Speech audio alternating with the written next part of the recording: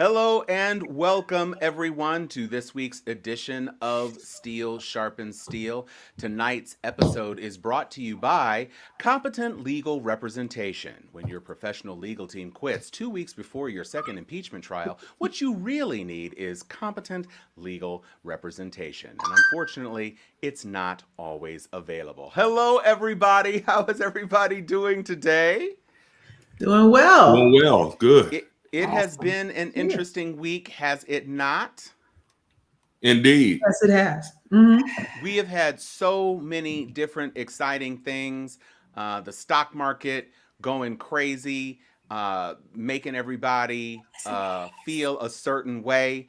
And so we'd like to open our little spotlight segment with a piece of good news. We have an enterprising young man whose family had the foresight to do something clever for him, and it resulted in a bit of a payday. So this young fella right here, he had a 5,000% increase on his GameStop while the entire world was going absolutely nuts with this roller coaster ride. And thankfully, his mama said, yeah, we fitting to get off. So you're going to collect these $3,200 before it went from $480 something a share right back down to under 100. So he was riding the coaster at exactly the right time, and he got in and got out and made his money. And so we are proud of that young man. Thank you so much for Jaden for doing what you needed to do and tricking some of these other hedge fund managers who lost $3 billion with their foolishness. I did not allow my son to get the app because I just knew he'd be on there. Buy. And you were not Buying whatever. Exactly. No, it's always going up. Buy at 600. No. So you're not. What you're not gonna do is link my credit card to your foolishness. I'm sorry, Tommy. That was not gonna happen. But now we are to the point in the show where we want to kick off talking about this week in headlines. So to kick off our headline segment, we have a shout out from an important media figure that we have all come to know and love, and it is Mr. D.L. Hughley, and he has this to say. It is not justice when it only applies to just us. It is not accountability when the only time you hear that word used in society is when it's explaining why black children need to be responsible for their actions, how they need to interact with authority figures. It can't be accountability when it's just us. The President of the United States sought to overthrow the government. He sought to use intimidation and violence to do it. He used his words to action that. There are several states across the United States of America where rappers are held responsible for their words. They can be jailed for their words if they incite violence. Oftentimes, we hear in society where we blame our violence on video games or graphic movies. We blame their deeds on those entertainment's words. The President of the United States used words that he knew would incite. Those people then, in turn, stormed the Capitol. 6 people were dead, over 150 people injured. Several police officers injured very badly, and of course, people died. And that was at the hands of the president. Why is it that we can hold a hip-hop artist responsible for his words? Why is it that we can hold the gaming industry responsible for their words? We have alcohol responsible for their actions. But the president of the United States is not. There are several senators saying, well, it's too late. He'll be out of office. It is never too late for justice. Isn't that what you tell us? It's never too late for justice. Even though he's out of office, he calls an insurrection. The president of the United States sought to overthrow the government, and there is no moratorium on it. And even if there are a statute of limitations, it certainly wouldn't be 2 weeks later or 3 weeks later.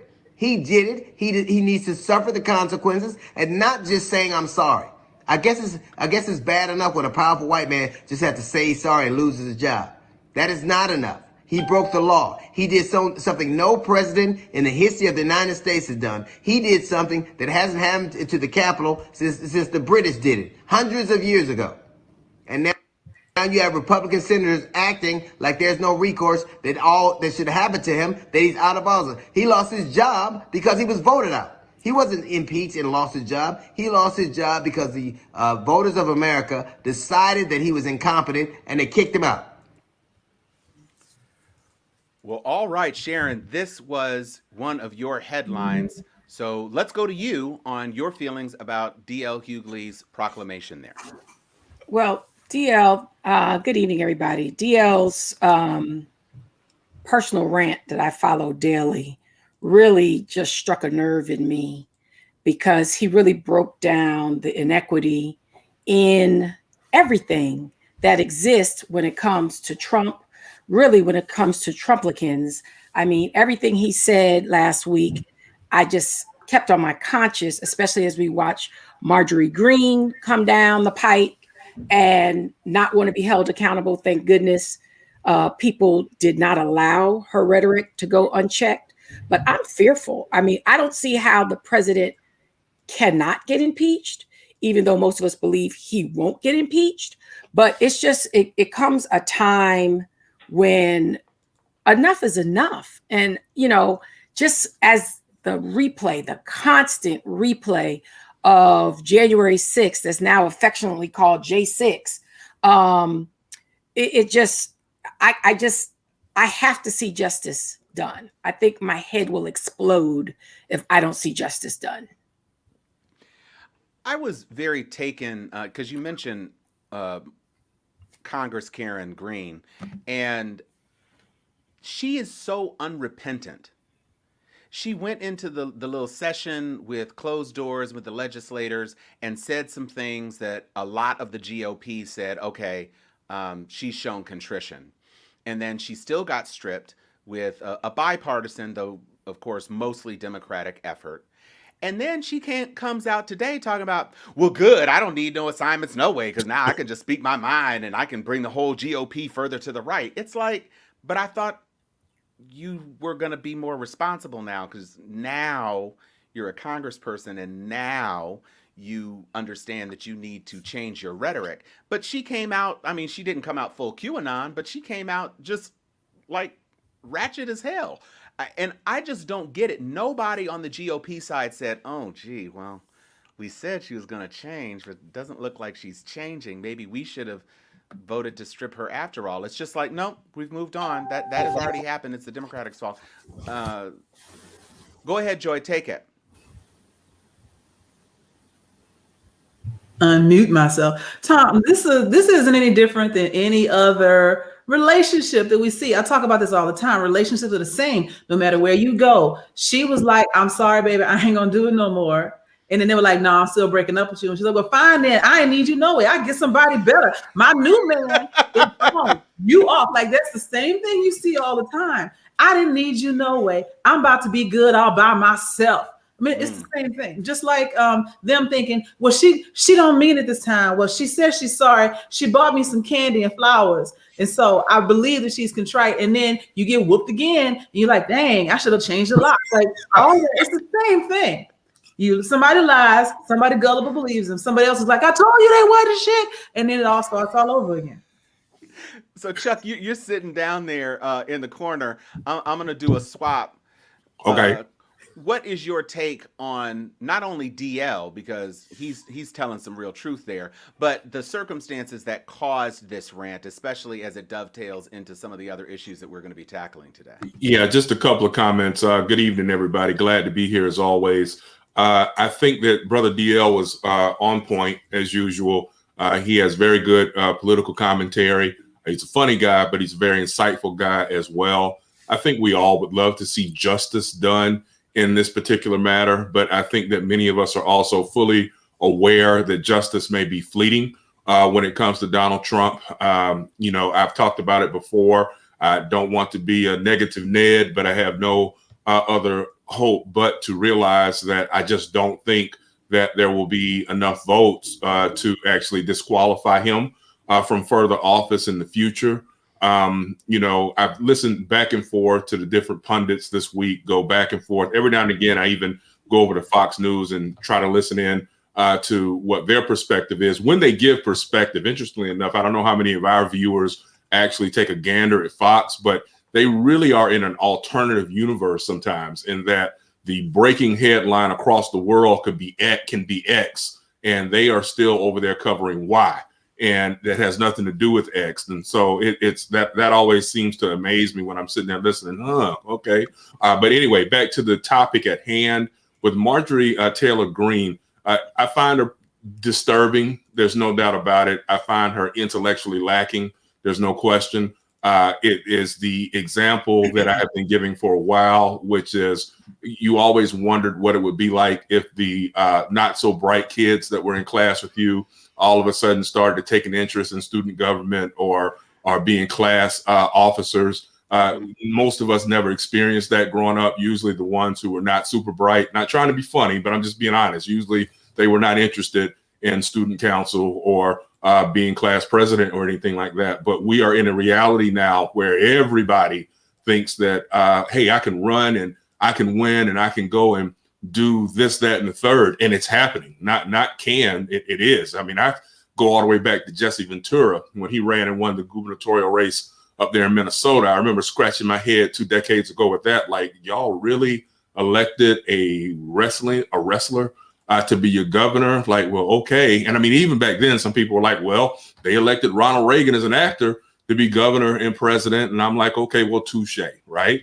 But it has gone beyond the pale. And we'll get into this further as the night goes on. It's one thing to be a conservative, and it's one thing to be moderates. We have moderates on this panel. We have progressives on this panel. That's fine to disagree on the subtleties of politics. But what we have now is the post-truth era, so to speak, whereby you have people, we laughed and a little bit Gallows Humor 4 years ago when the discussion was alternative facts.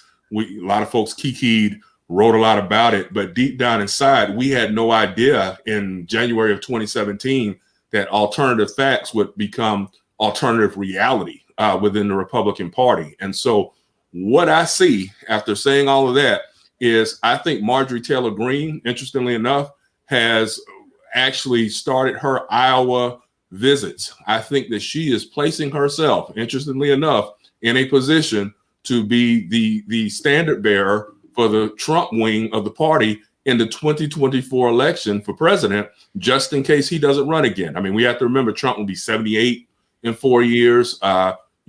After 4 years of whatever legal things he's going to have to deal with, he's not going to win a presidency. He could win a primary again, sure, but he's not going to be president again. That ain't happening. There will be no Grover Cleveland 2.0 with Donald Trump. Not happening.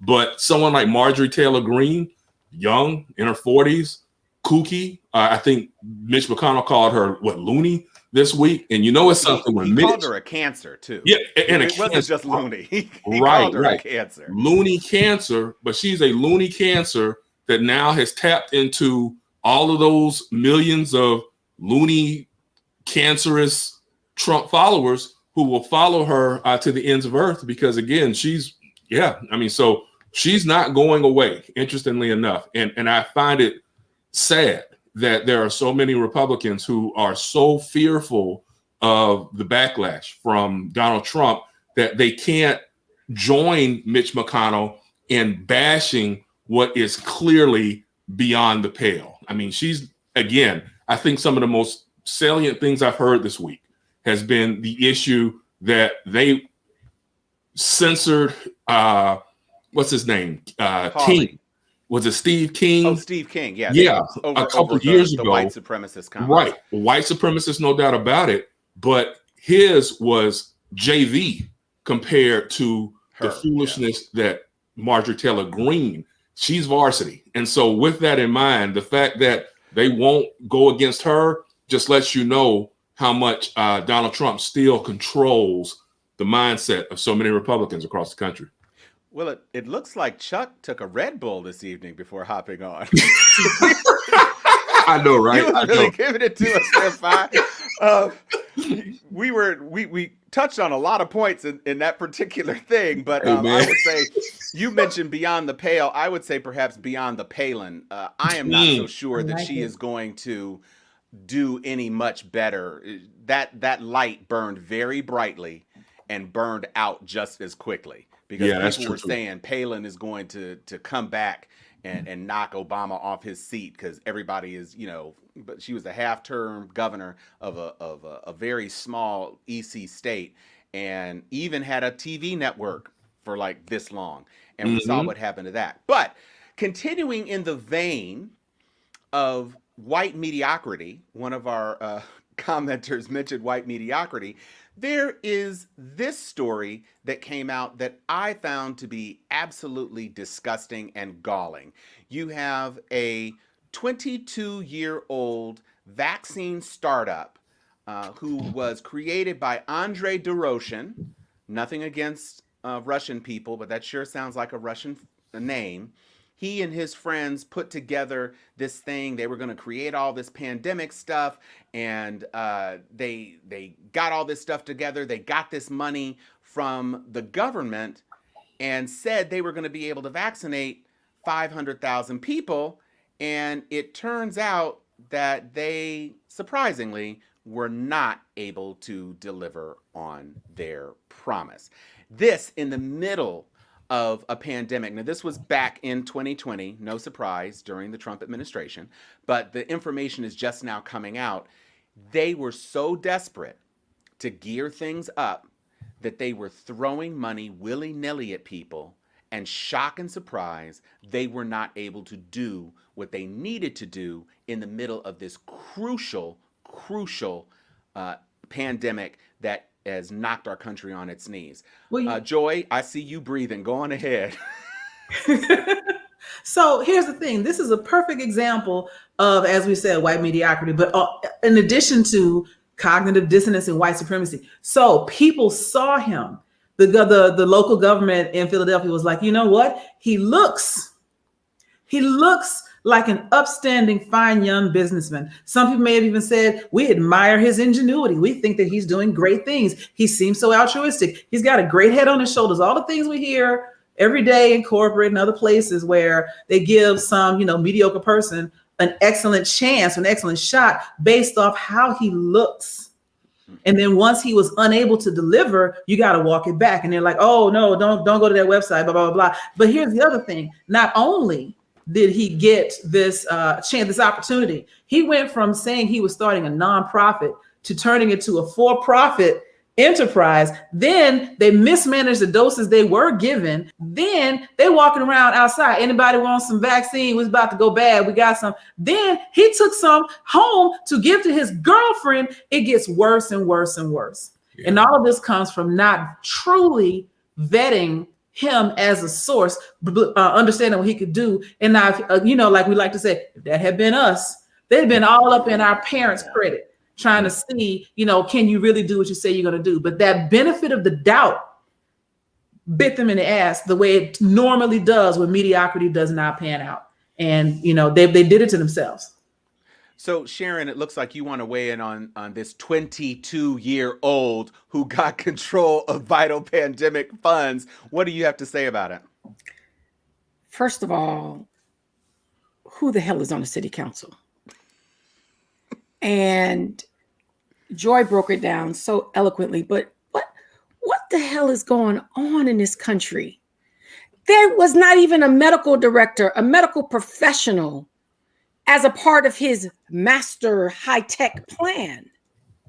I'm like, and you were supposed to solve the racial inequities, and we were the very people that got screwed by your effort? I mean, his age is one thing. It's just like Marjorie Greene. Who the hell voted for her? It's like, what are these elected officials, city council people thinking? Where is the director of public health for the city? All of them mofos need to be fired. I mean, how do you turn over the world's leading pandemic to no credential, no experienced people?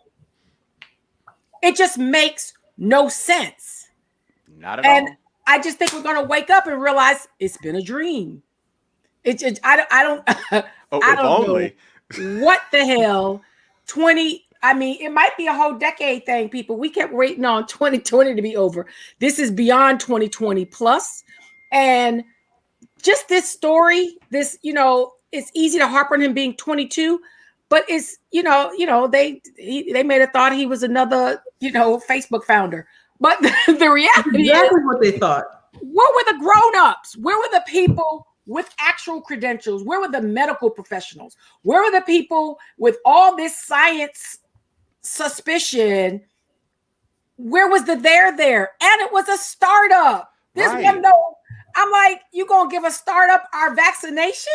Well, and that's the point, Sharon. You said it. They might have thought he was a Zuckerberg, but Zuckerberg was only poking people on a screen. These were vaccine doses. Like, it'd be one thing if who's that chick from Theranos with the deep voice and the big turtlenecks? I don't think the whole Catherine. story's been told. Oh no, the whole story hasn't been told, except that Jason Them Miller or kickbacks. some of these other Trump people were just like, we got to get this stuff out. Look, here's a young guy and he's really on it and such and such and thus and so. None of what you just said makes sense. Of course it doesn't. But it happened during the Trump We got to get this out, administration. so let's go find a 22-year-old tech guy because he I has a good mean, PowerPoint. Look. Oh my God. I'm just saying, Chuck, you've been. I don't know if you've been doing some additional research or if you think this topic is done, but what do you have to say about either the topic of this young man's lack of credentials or the general topic of how white folks just be getting over on stuff like this all the time? Well, I'll take the latter, which is they get over on this stuff all the time. And it's fun to joke about it. But again, gallows humor. We're joking, laughing to keep from crying or falling apart. It's just really ridiculous.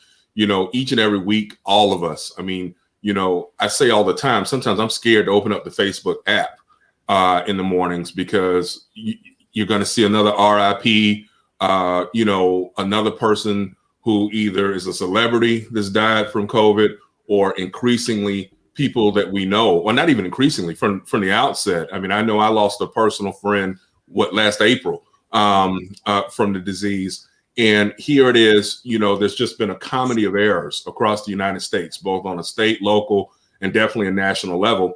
We know that the Biden administration has only been in a few weeks, and I am encouraged by what's already starting with them to try to help with the rollout to get these shots into people's arms. But I find it perverse that there are so many people who wish to be inoculated and have yet to get the shot because you can't, because of bureaucratic nightmares or whatever. And there's product just sitting on the shelves across the country or in the freezers, and yet there aren't arms to put them in. And you just have to ask yourself, if this was a war, if let's say China, just hypothetically, let's say China invaded Alaska, and good and well that we would have already had multiple divisions mobilized up in Alaska, already probably invaded China and what have you. We can do what we want to do, we the people, when there's a will. But when it comes to saving the people, this country has always had a very callous attitude about rank and file everyday people. And I mean, part of it's racism, but they don't care about poor whites either. I mean, just to be or middle class and honest with you. And so it's the haves and the we don't care about the rest Trump of you. University. So, This was another Trump university. Yeah, absolutely. Do you understand they turned away the University of Pennsylvania's medical system for this dude? Right. Come on. Right. Come on. It's crazy, Sharon. Show me the scandal. Show me the money. Show me the Swiss bank account. This is some bullshit. They were turning 85-year-old and 95-year-olds away, and he went home and non-medical professionals stuck his girlfriend? Allegedly, yeah. Well, no, he admitted it. This is the thing to me, Chuck. Yeah. When you have a situation where there was all this ramp up, right? Yeah. Operation Warp Speed. And as we were coming into the election, the final weeks of the election, it was all about, we're going to have X number of doses available probably by election day, and then probably by the beginning of December, and then probably by the end of December. And the whole thing was, to me, you've got 100 million. 100 million is a third of the country. Yeah. And when you tell me you've got 100 million, and I'm like, this is math. Where are there a lot of people? There's California, there's New York, there's Florida. Now, only one of those states is a guy you like. You like DeSantis. Yeah. Why is my mother number 23,000 on a list 15 minutes after sign up opens in Florida?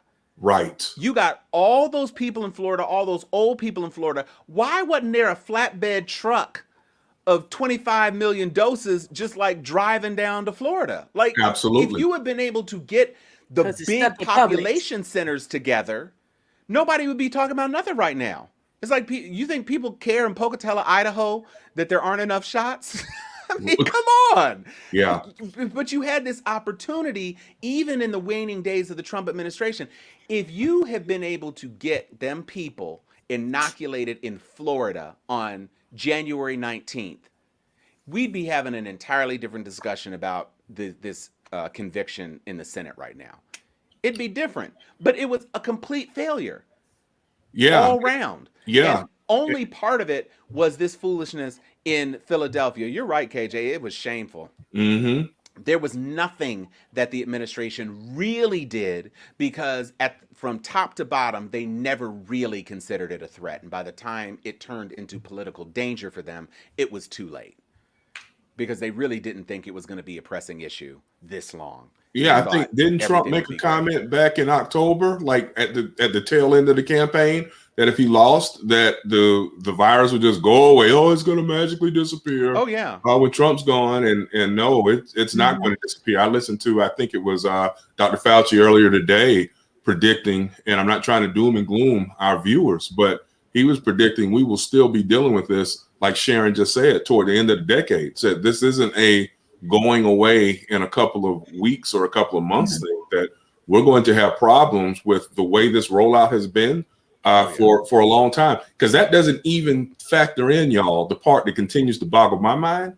Folks who don't even want it all together. And I mean, that's not even a racial thing. I mean, there's a lot of black folks I know that are like, I ain't taking that shot. I mean, I don't care how much I talk about it, how many doctors and nurses that we know that we publicize on our pages. There are folks who are like, yeah, Chuck Hobbs, I hear you, bro, but I ain't taking that shot. And so I just don't know what's going to happen, y'all. I mean, this is The Walking Dead. I mean, there's no zombies, but there is an ever-present danger that we're going to have to learn to live with and navigate the world with its presence always there. So it's no different. And you'll see it bring out the worst in people over time as things in the economy start to shift.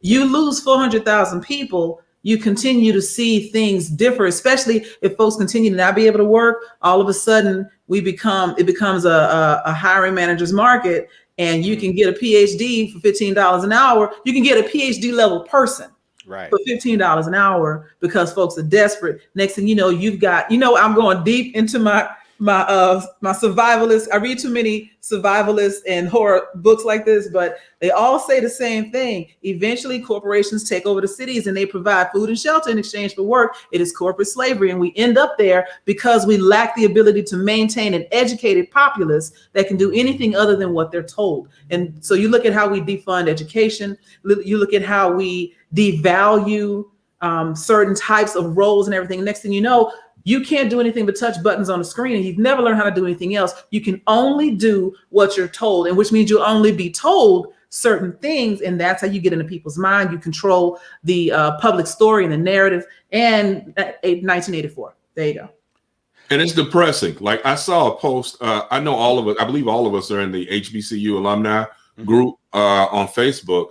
And I saw a post. I haven't been able to go back to see what the responses are. I might throw this out here on my page this weekend, but this might seem really minor, but the question was, will there be homecoming this year?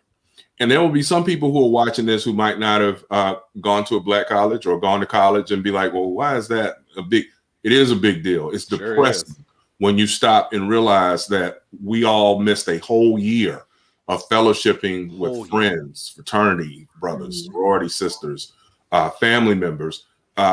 And the idea that we might go on to a second year, you miss homecoming, you're going to miss another Thanksgiving, you're going to miss another Christmas. I don't care how strong you are mentally, it wears you down after a while. The ability of thinking that I might not ever even see Tom, Sharon, and Joy outside of every Friday night on this screen. It's some bullshit, just to be honest with you. And eventually, some people are going to crack because of the lack of being able to be around friends and loved ones beyond on a FaceTime or a Zoom or StreamYard. Say that again, Sharon.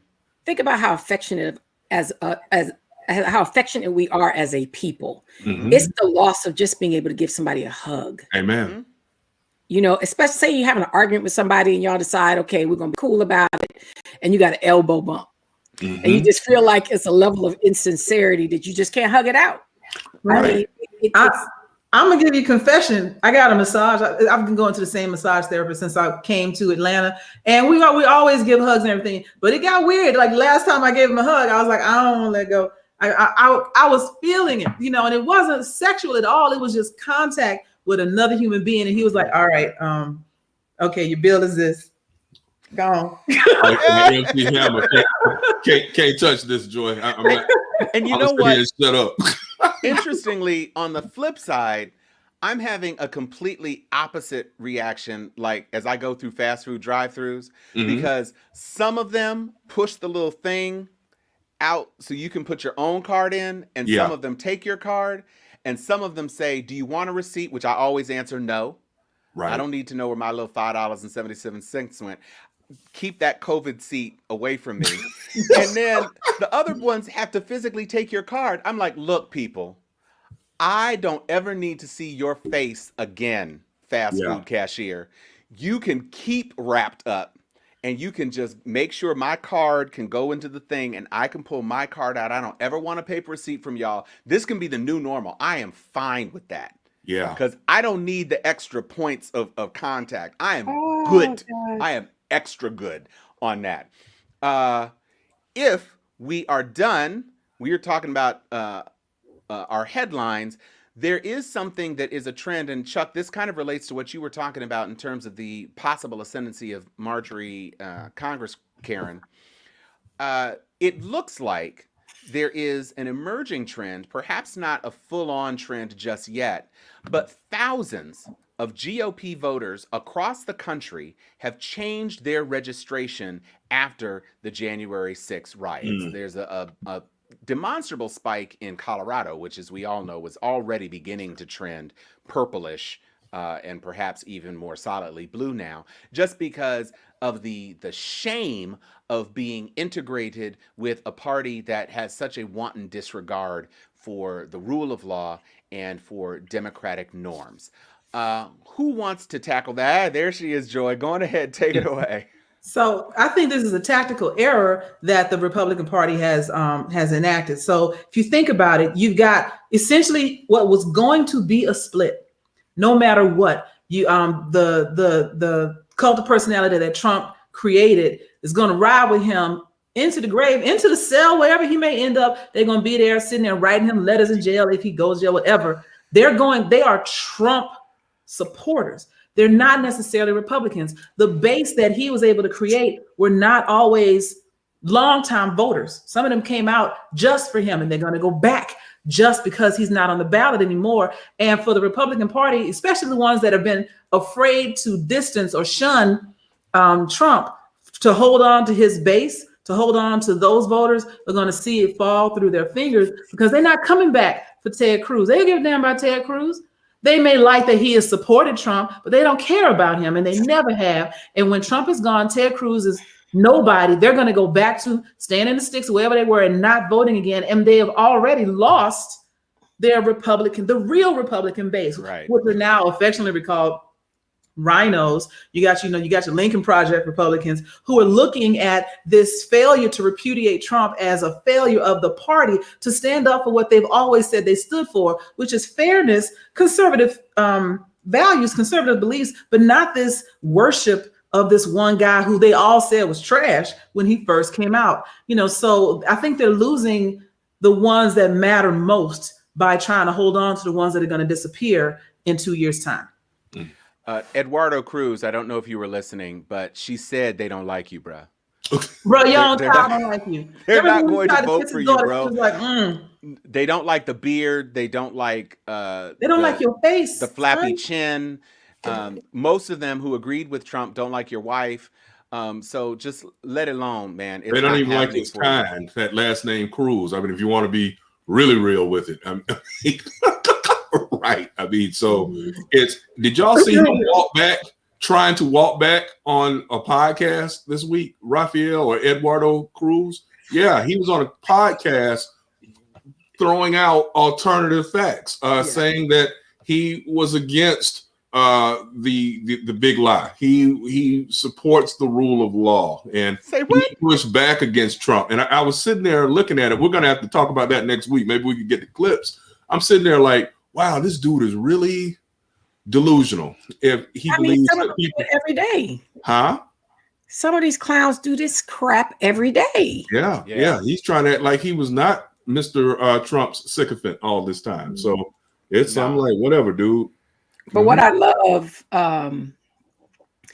is it reminds me of the Georgia runoff. People who are sick of the Trumplican party, they're quiet, they're focused, they're doing things that you have to chase their data. They're not having press conferences. They're not shaking shit up. They're just moving their registration.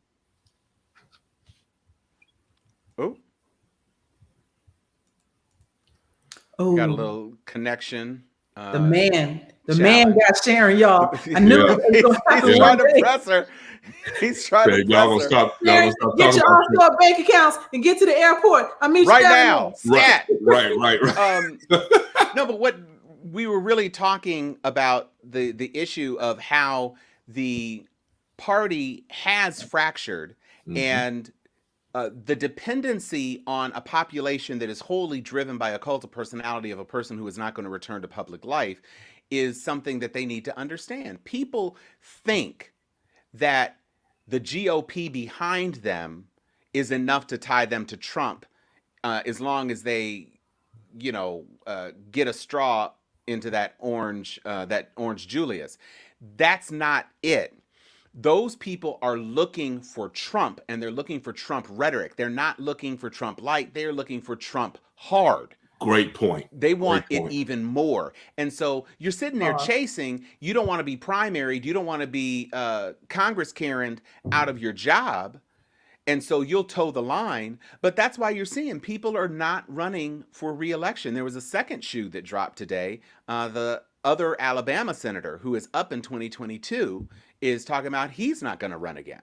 Now, Alabama is obviously probably safe.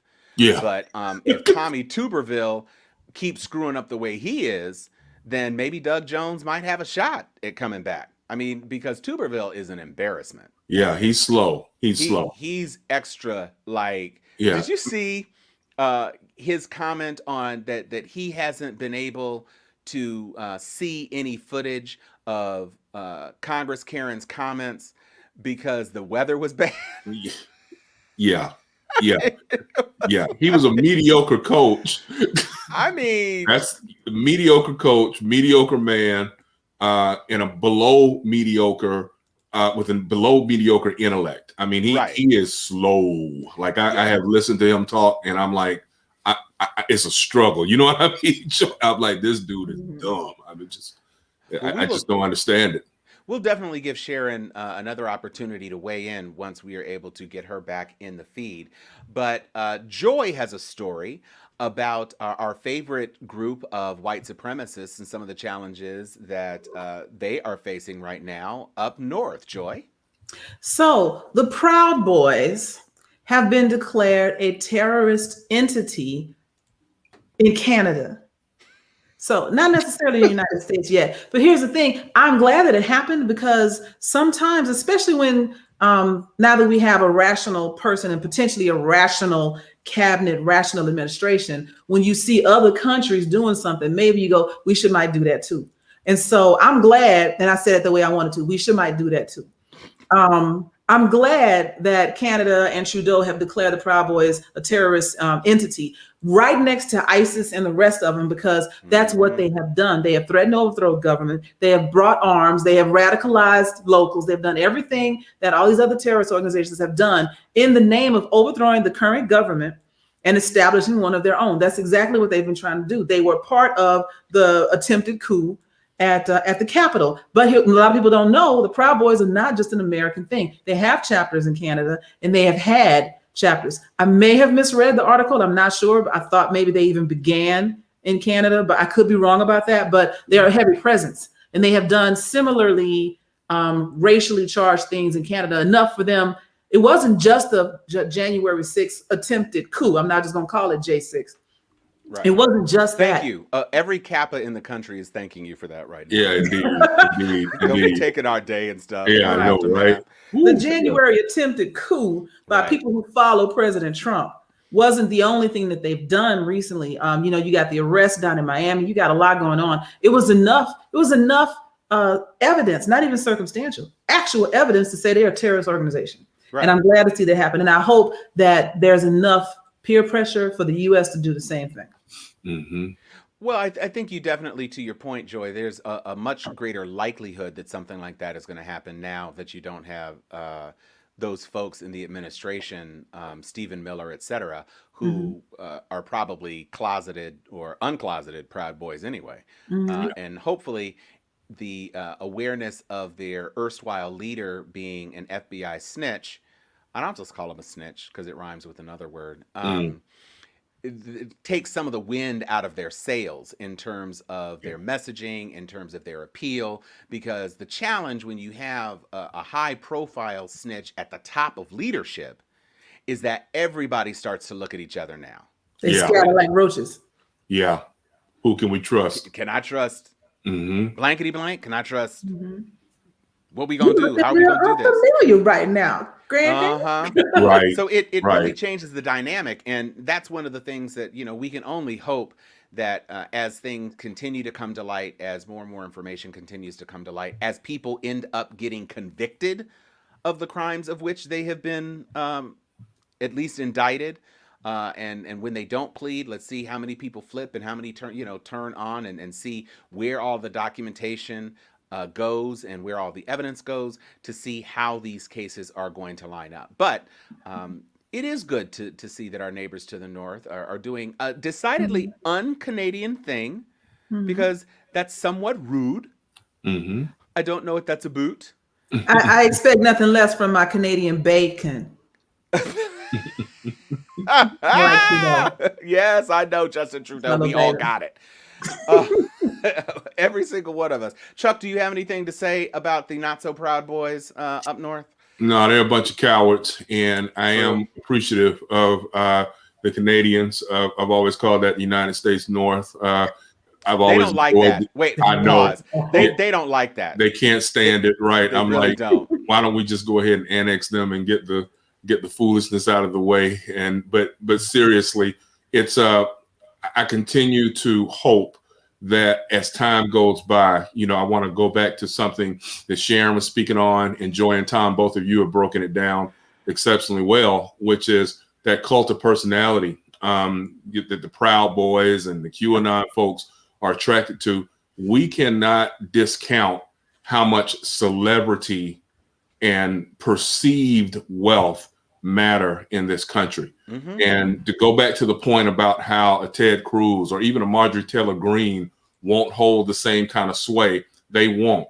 People, the first big lie, the original big lie, was people being so attracted to the business mogul that was Donald Trump. I mean, he'd been a media personality for the majority of our lives. I mean, let's just be real. Definitely back to the 80s, whether he's on paper really a billionaire or not, there's a perception that he was, and he dated ingrained perception. These people, the hot women and, the models and all of this type of stuff. And, people got a lot of guys, a lot of white guys, let's just be honest, wanted to be him. A lot of white women wanted to be with him. Of course, there's always some blacks who want to trail along and fall under those rubrics as well. But generally speaking, he was able to capture the imagination of people who are like They love The Apprentice. They love The Art of the Deal. They didn't read it, but they love the concept of the Cliff's Notes version of it. And so with that, and then he's also giving the finger to the blacks and the Mexicans, and he's saying all the racist and xenophobic stuff that they've always wanted to say, but were afraid of losing their job if they did.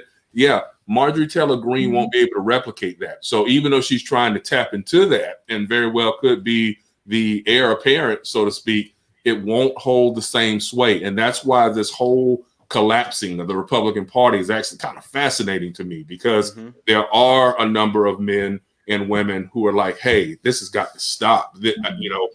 We don't agree with this over here. Not enough to make the majority yet, but there are those who do believe that, and it's going to be interesting to see the fallout in 2022 and 2024. And what I hope is that the Democratic Party will be able to take advantage, especially in the midterm elections, of this civil war that's going on over on the other side. I mean, I really hope we can come out of 2022 and reverse the typical trend, which suggests that Republicans should gain seats in the midterm elections. I'm really hoping that we're on our game across the country and able to pick up seats and expand our lead in the House, and maybe even siphon off some of that, expand the lead also in the Senate, to be honest with you. So we'll see.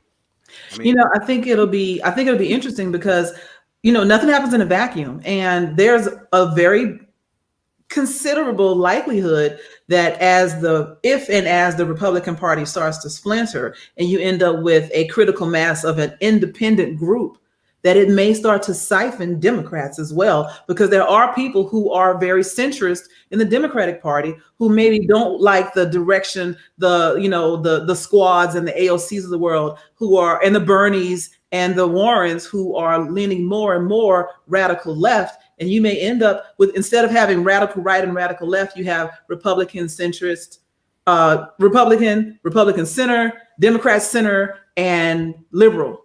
And you have a hodgepodge of stuff. And if that happens, everyone's going to have to run on their own merit. You're going to have to work your ass off for them votes to get a majority of anything, which could completely upend our current Democratic system. It won't kill it, but it'll make everybody much more accountable for what they do, because you can't rely on, the grand old party or the DNC to have your back. Everybody's out for self at that point. I don't know about the rest of y'all. I have no problems with these people making almost $200,000 a year plus whatever they make at home, having to do some work. With your lifetime health care and your big offices and all that other stuff. Go on ahead with that. Right. Do a job occasionally, because if I hear one more time, it's not even worth dealing with in terms of trying to stop anything, because the filibuster is threatened. So somebody just says, and all of a sudden, okay, we can't work on the bill no more. I'm done with that. I really need people to get with the program and do. It looks like Sharon is back. Hello, Sharon. Sharon, we thought they got you. We thought they got you, child. We thought that them 22-year-olds came down from Philly. I stuck you with something. I got some of our viewers texting me like, "You all right?" Right. I had a power surge, and it's still flickering. Well, we're glad to have you back. What we're talking about right now, I don't know if you were able to... Honey, I was watching y'all on my phone. I don't even have to be caught up. I'm a big fan if I'm not on, so I'm fully caught up.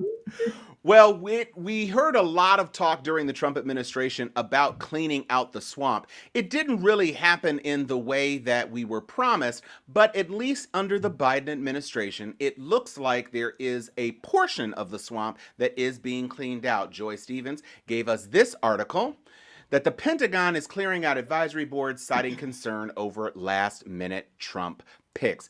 Joy, this was your pick. Tell us and lead the conversation. Basically, Secretary Austin was like, "You ain't got to go home. You got to get the hell out of here." I've been waiting to say that all week. But basically, here's the thing. When you get to a point where you cannot trust anyone you get rid of everyone. It makes perfect sense. We used to see this in monarchies a long time ago. A new monarch comes up and they kill it. Even going back to ancient Egypt, the pharaoh dies, everybody get buried with him. Whole new reign. Oh, And yeah. so, this is That's the same right. thing. Hey, everybody got to go. Lights on, 2:00 in the morning, last call, everybody out, and bring a whole new regime. That's the only way to be sure that there are no more vestiges of Proud Boys and QAnon, etc., in his organization. So I absolutely understand him doing it. You know, matter of fact, I understand that he is now going a step further. He's trying to remove all vestiges of racism and racist leaning people from the military. Good. You talking about taking out a third of the military? I was just fixing to say, who we gonna have fight? The You brothers. talk about a lot right there. Right. I'm gonna throw the brother's picture up again because I think this is one of those iconic shots that that follows you. The brother's like, he's sitting at his desk. He looks like he's alone. Yeah. Mhm. So, somebody done turned off some of the lights, and he's still sitting there like, Lord Jesus, I gotta sweep all these crazy fools out this place. Mhm. What I got to do in the morning. That's what he looks like to me. Mhm. The Trump loyalists and others named by earlier administrations. He said, nah, I'm sorry. You just all y'all. Wait. Y'all all got to go. You know what it looks like? Put the picture up one more time. I'm gonna tell you what he's saying in his eye. Y'all shut up talking to me. I don't want to hear it. I don't want to hear everybody go to bed. That's Yeah. Not everybody go to bed. Mhm. And I told you to turn off the lights. It's 11:30. So, Sharon, you're just now back. So I want you to be able to jump in on this one. Do you feel that this black general, who it looked like momentarily for a brief moment might not even get the position, do you feel that he is consolidating power and putting himself in a position to actually get the darn thing done? Or is this reactionary to some of the stuff that everybody was hearing at the end of the Trump administration? Look, that's a black man. Okay, that's an ADOS black man. Mm-hmm. Okay, blacks in the military as a military spouse, it ain't no joke. And everybody he's getting rid of is going over to Proud Boys and going over to all that other foolishness that went on. This is just the beginning, people. It's not a safe country.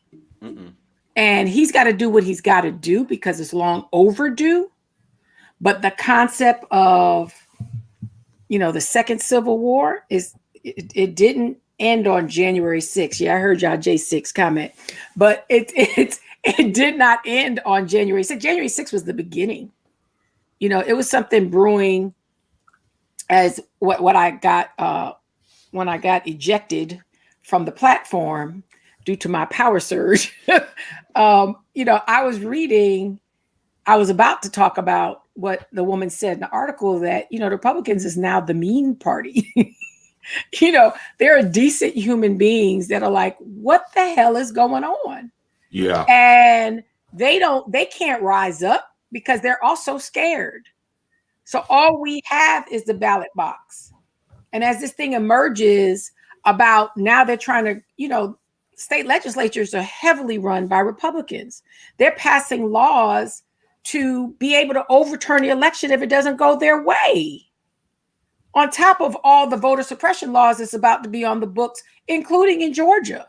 They're not happy that all of us got to vote because they also know they're about to lose the QAnon vote and all those other characters. So they've got to suppress us further until they can get control of this country and not lose everything. Like they are very selfish. They know they're about to lose everything. They're trying to inch their way into getting control of these people. Once the military starts pushing out all the bad got to go somewhere. You're taking livelihood away. Yeah. You're taking a level of discipline away from these people, many of who are going to turn into savages, not assuming they're not already there. They are going to go underground to seek retribution. There's consequences to everything. And even us doing good is going to create more bad. Not saying we shouldn't do it. We have to do it, but we've got to prepare for the consequences. And that's where those 11 Republicans that voted to push out Marjorie. There was 199 that had zero cojones, zero.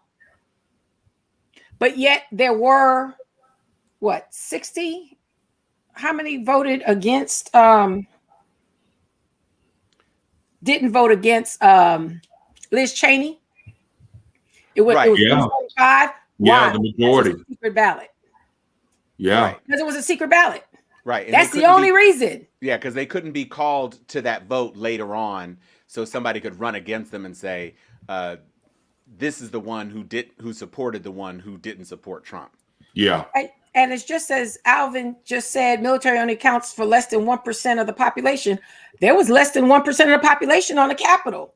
There was a 0.00001% at the Capitol, and they tore the shit up. So you don't need 1% of the population with guns. Nope. Against the country. You need the right folks in the right place. Sure do. So it's. I'm happy the brother's there, and he better have a fortress around him too. Oh, please. That goes without saying. Mm-hmm. He needs bulletproof sunscreen, Oh, absolutely. I want some force fieldage. I want all sorts of hexes and charms and roots. Just whatever, brother. Get everything. And imagine you can. We're dealing with all of this, Tom, in the middle of a pandemic. Oh, absolutely. Mm-hmm. The insurrection had nothing to do with the pandemic. Did anybody realize that? No. It had nothing to do with the pandemic. And, so as much as they like to say Black Lives Matter, we have Black Lives Matter. We got the insurrection. I don't even know what to call them. No, it's a pansurrection. Because we got the pandemic and the insurrection. It's a pansurrection. Oh, my God. That does not matter. I'm gonna fight you. Stop it. Jesus. We actually should have put up Chuck Schumer's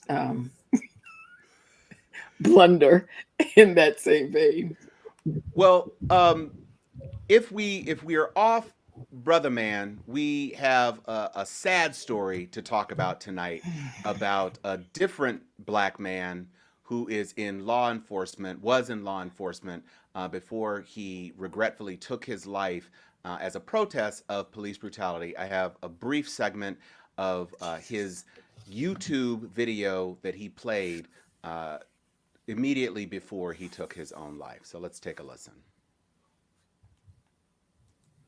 This Floyd, man, Brianna, this shit is not right. I'm telling you, it's not. If this feels right to you as a person, there's something is wrong with you. So this is a police officer from Louisiana. He is a father of 2 boys. He is a veteran, both of the United States military and the police force. And this brother found no other option for himself. Clyde Kerr III. His father is a jazz musician. He's got 2 young adult sons. And he was so frustrated with the rampant injustice that he saw on his day-to-day job. It's a 17-minute video. If you look up Clyde Kerr III, you can watch it for yourself. It is heartbreaking. He was so incensed over the racism that he experienced and witnessed during both of those terms of service that he found no other way than to end his own life, and by ending his own life, attempt to draw more focus to the issue. It's a shame to me, and I know Sharon, as the wife of a military person, you know families who have been impacted by the strain of military service. What comes to mind when you see this brother valiantly trying to bring awareness to the injustices that face our society and the choice he ultimately made to end his life? You know, the crazy thing about people in the military is they take an oath, they have a mission, and they're protecting the country. and the lack of laws for domestic terrorism, including that specifically of what law enforcement sees, is as egregious, if not worse, because people always think the military is where you're going for it not to be safe for you, not to have some place, of comfort, because you literally are signing up to put your life on the line. What's been going on in America for decades, particularly for Black men, Black people, as much as we talk about the reforming the police, what about the mental health of the police? What about their, think about all the stuff that we're talking about, the insurrection, Black Lives Matter, the Black-white hate, the left-right hate, all the way back to Occupy Wall Street. We don't even remember that. I mean, this has been going on. In that same article, was like, this really starting to rear its ugly head with Miss Pig on a Lipstick, Sarah Palin era. So we're going on a decade now of us really being at a high-pitched level. Really the last 12 years since Obama was elected. Through that time, it's 12 years now. My God, can we even imagine? And all of us know exactly where we were 12 years ago on that inauguration day. And so when I even think about a man who served in both the military and now, thinking that he's doing his civil service by being a police officer, the brutality is really incomparable, and it's too easy to say people have mental health issues, depression. Some people just need, and all of us experience this, and that's, we're finding the good in the pandemic. Sometimes you just got to go outside and breathe some fresh air, without the mask on.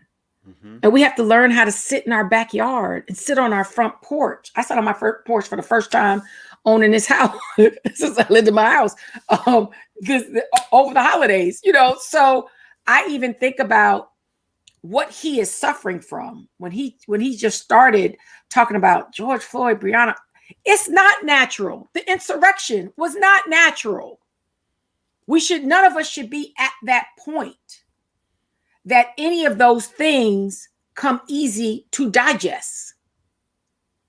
And the explosion of emotions to the amount, the suicide level is just beginning. When we say lightly, this pandemic is not going to be over this year, might not be over this decade. Can you imagine doing this for 10 straight years? And while we're dealing with social unrest and civil unrest, and the fact that now when people activated their citizen right to vote again, I will never forget this moment in history when the people of Georgia just went quietly. And those Republicans that changed their status went quietly. They're like, no need to make noise. Just go and vote. Seems like the system is working. Just go and vote. They're now, the loud people are busy, ready to change laws, ready to be, and we've got the brother from the Department of Defense you just showed, and we talked about, we got a Department of Justice. They won't even confirm Merrick Garland. All of these things. And then you got just people who are just living overtly as a lie. Say one thing one day, say that will drive, our minds are only that stable.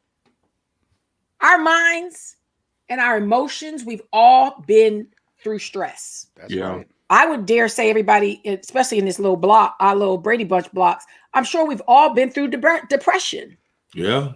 It's and real. whether you got help for it or not, imagine if that pressure just kept pushing against you. Imagine if that pressure every day you go to work. Some of us live freer than others. Imagine if you got to go into work as a Black person in putting on blue and seeing not just the injustice with Black people, but seeing white people act out like they acted out on January 6th. Say it. The people that say we protect blue, can you imagine any Black man going like this before he was shot? trying to swing on a police officer, and those police officers were getting their ass beat. They were. Crushed between doors, hit with stuff. I mean, it looked it's like crazy. It looked like Mardi Gras in Gaither Gym. Yeah. Back in 1986, 87, 88. I mean, it was unbelievable. Sorry, Joy. The three yeah, that's a Rattler shout out right there. We made CNN. You made it. It made CNN. All I can say is, woo. There were no rules that night. Right. Oh, word. When I look at the Capitol, I'm just like, all I can see is a black man. He could have been just drinking some water. But can you imagine a black man just going like this? Sharon, we get shot for having a cell phone in your wallet. So drinking a clear bottle of water. Yeah, so you know you ain't all gonna I can do is say, how many black men could have went like this and got any further? Mm-mm. And Sharon, I'm not gonna lie, this might sound really, really, really, really macabre, but as I was watching it unfold, just like you're saying, I kept waiting for the shots. I just knew the shots were coming. I was like, I mean, I know the one young woman got shot, but I was expecting way more shots than that.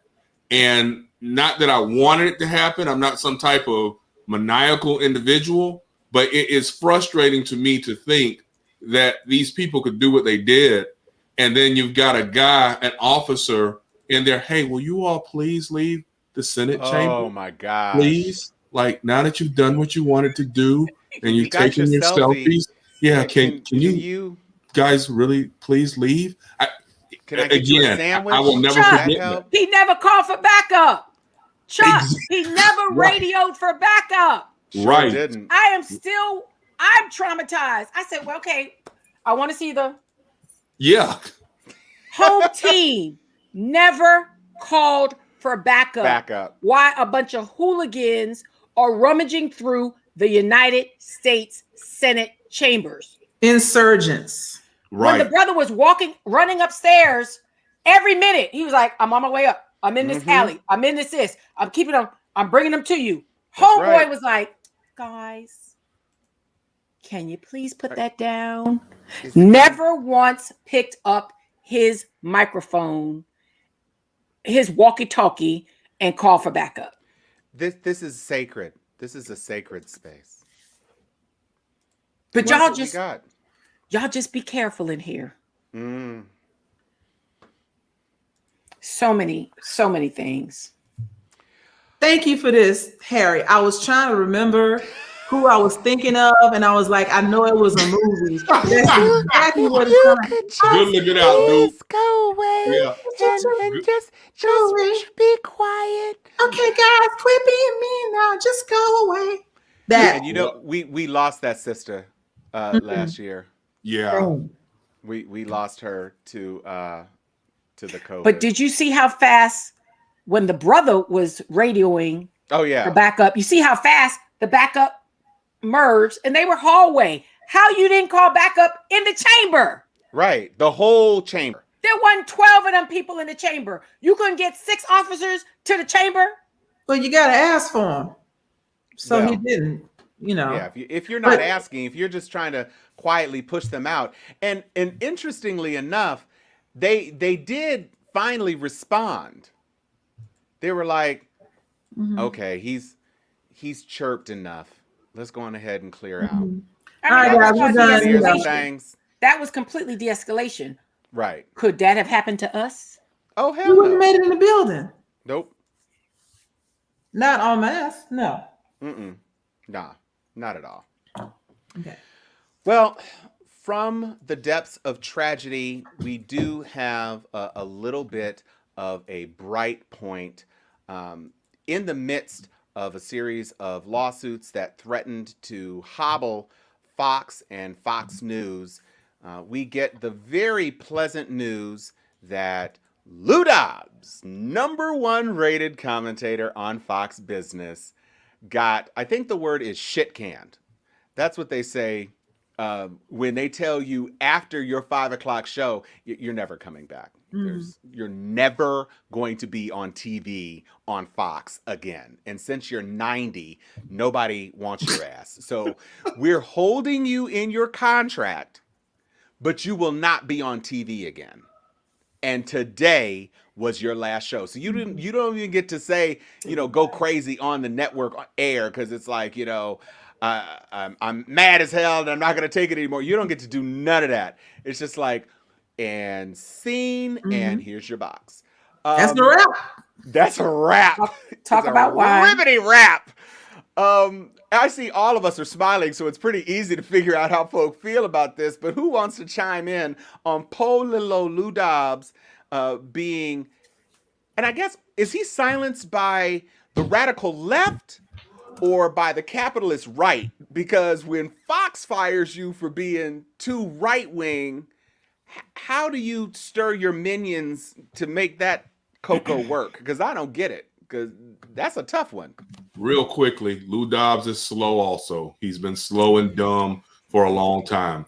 Where I am troubled is Fox is known that he is slow and dumb, and yet they allowed him the platform to profess or propagate all his slow and dumb lies over the course of forever, but definitely over the last 4 or 5 months about the election being stolen. So my real ire is at Fox News, which is, wow, it takes a lawsuit and the potential billions and damages being excised from your wallets to make you go ahead and axe a guy who really had no journalistic integrity to begin with, and yet you let him on the air because he allowed for you to have ratings among other slow and dumb people. So I have, that's all I had to say about it. Chicken's coming home to roost. And I just noticed in your background that you have Chaucer on your bookshelf. So Yeah. yes, you would be the resident expert on who is slow and dumb, because it's not you. But exactly. And all of y'all are nerds. I'm not gonna let y'all get away with that. There are 4 nerds on this show. I mean, we're cool. We're cool nerds. All right. I mean, but make no mistake, we all held our own in school. None of us were mistaken for slow or dumb. No. We can get it cracking. We can get right. it lit. right. We'll get it lit while discussing world lit. Absolutely. yes. Mm-hmm. So it's that double entendre. Sharon, do you want to weigh in on Monsieur Dobbs, or are you just happy to turn us on to our next topic? Oh, wait.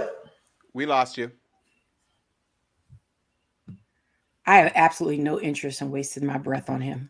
Well, good, because you brought up the issue of the stimulus package and the negotiation. So why don't you lead off that topic with these last-minute scramblings to try to get some money in the pockets of our American citizens? Well, I woke up this morning at 6 something to see Kamala Harris signing to stop the debate, basically. Mm-hmm. And at first I thought the stimulus package had passed, so I got real excited.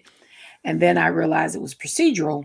But I think it is very fitting to see Joe Biden in particular hold his ground and showing good old boy leadership for the good. But it was priceless to see at 6:30 in the morning that they went all night to see her walk in there to be U.S. Senator 101 and to cast that 51st vote. I expect to see more of that. I do think that there is room, that they are negotiating the salary caps that will end up happening. The minimum wage, I don't know if I would say Bernie was walking it back, but he did say it was supposed to be spread across several years.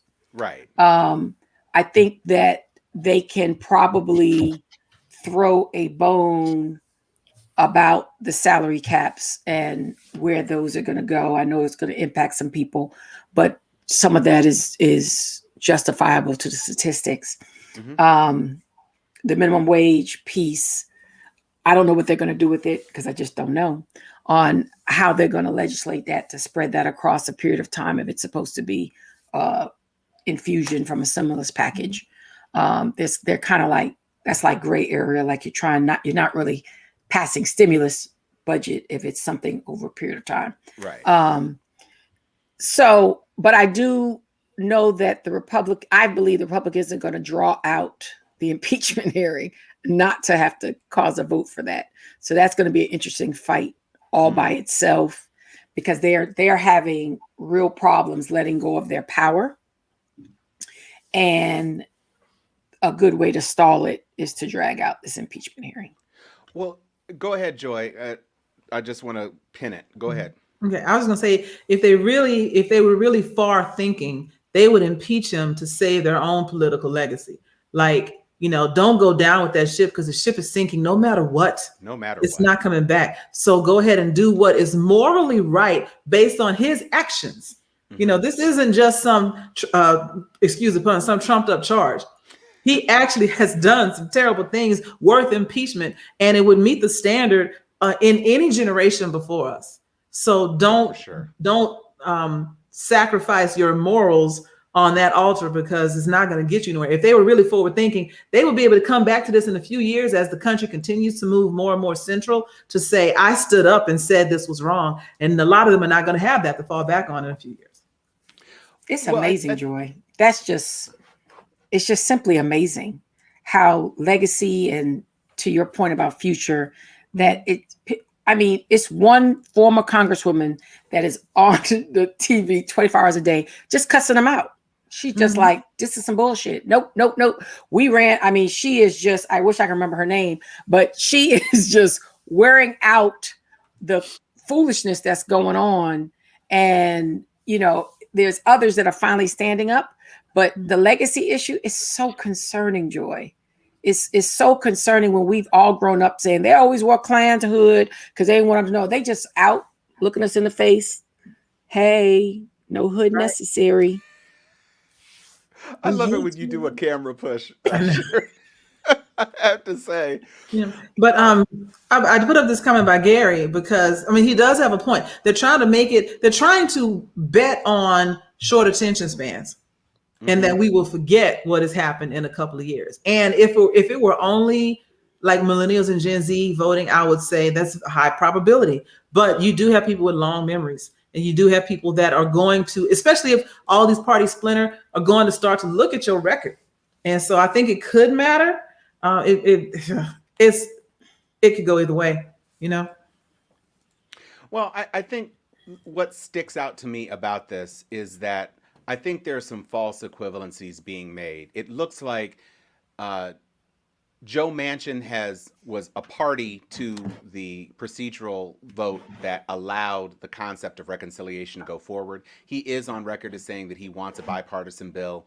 And there are some Republican senators who are interested in also having their names on something that gets $1.9 trillion back to the American public. The trick for me is that Joe, for instance, has a particular sticking point on the $15 minimum wage. And that's because in his state, the current minimum wage is $7. So 15 would bump it to more than twice what the current minimum wage is. And to Sharon's point, the idea that something like that is going to happen overnight as opposed to something that would be phased out over several years. People are saying, oh, in the middle of the pandemic, you can't double the minimum wage. Ain't nobody talking about that. Some states that really need it, it's already a minimum in California.